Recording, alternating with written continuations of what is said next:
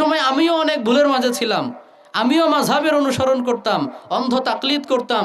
কিন্তু আলহামদুলিল্লাহ যখন আমি পড়াশোনা করতে শুরু করলাম, বিভিন্ন শায়েখদের আলোচনাগুলো, সিরিজ আলোচনাগুলো শুনতে শুরু করলাম, মানহাজ সম্পর্কে জানলাম, আলহামদুলিল্লাহ আমি সব পরিত্যাগ করে দিয়েছি। আলহামদুলিল্লাহ পড়েন।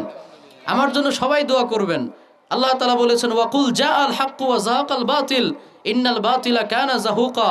সত্য এসেছে, মিথ্যা বিলুপ্ত হয়ে গিয়েছে। নিশ্চয়ই মিথ্যা চিরদিন মিথ্যা, এই মিথ্যা যাওয়ার জন্যই আসে, ঠিক কি না?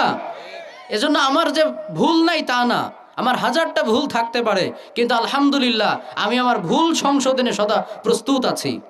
আমার হাজারটা দোষ থাকতে পারে, আমি বলি না যে আমার কোনো দোষ নাই, কিন্তু আলহামদুলিল্লাহ আমি ডেইলি কন্টিনিউসলি চেষ্টা করছি কি করে নিজেকে দোষ থেকে মুক্ত করা যায়। আশা করা যায় এটার ওসিলাই হয়তোবা আল্লাহ তাআলা আমাকে একসময় নির্দোষ করে দিতে পারে, ঠিক কিনা বলেন?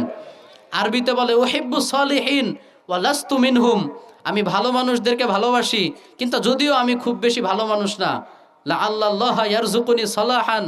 আমি আল্লাহর কাছে আশা রাখি এই ভালো মানুষদেরকে ভালোবাসার ওসিলায় আল্লাহ আমাকে ভালো বানিয়ে দিবে। সুবহানাল্লাহ পড়বেন না? আপনি ভালো না হতে পারেন, হয়তো খুব বেশি ভালো না, কিন্তু ভালো মানুষদেরকে আপনি ভালোবাসেন, নেককারদেরকে আপনি ভালোবাসেন, এইটার ওসিলায় ইনশাআল্লাহ আল্লাহ আপনাকে ভালো বানিয়ে দিতে পারে, ঠিক কিনা বলেন?